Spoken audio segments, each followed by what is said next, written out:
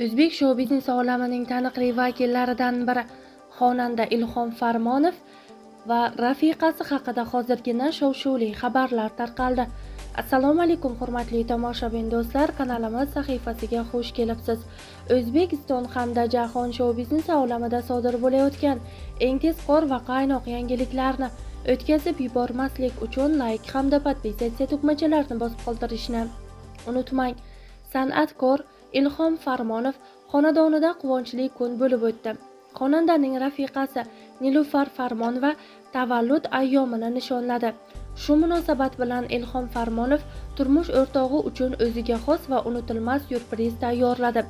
San'atkor rafiqasini xursand qilish maqsadida unga yangi avtomobil sovg'a qildi.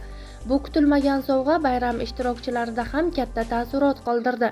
Tug'ilgan kuni munosabati bilan tashkil etilgan tadbirda san'atkorning yaqinlari bilan birga taniqli san'at namoyandalari ham mehmon bo'ldi.